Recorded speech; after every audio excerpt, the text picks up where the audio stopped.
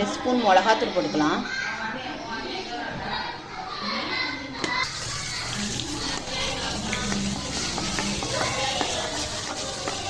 கரம் மசாலா, ஜீரகத்தூள் 2 ஸ்பூனு. நல்லா மிக்ஸ் பண்ணிக்கலாம். எண்ணெயில் போட்டு நல்லா மிக்ஸ் பண்ணிக்கணும்.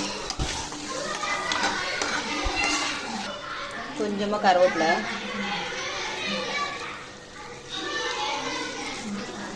குக்கரில் வேக வச்ச கறி எடுத்து இதில் அப்படியே போட்டுடலாம்.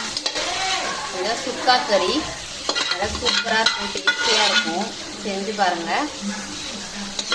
தண்ணி இல்லாமல் லைட்டாக தண்ணி ஊற்றி தான் வேக வைக்கணும். ரொம்ப தண்ணி இருந்தால் கிரேவி மாதிரி ஆயிரும். நாங்கள் தண்ணி அவ்வளோக்கா வச்சுக்கல. ஏன்னா சுக்கா கறினால கம்மியாக தண்ணி ஊற்றி சுக்காவாக ஆகுறதுக்காக போட்டீங்க. இந்த இருங்க, அது மசாலாலாம் செஞ்சு நல்லா சுக்காவாக ஆயிடுச்சு. அது கொஞ்சம் கருவேப்பிலை கொத்தமல்லி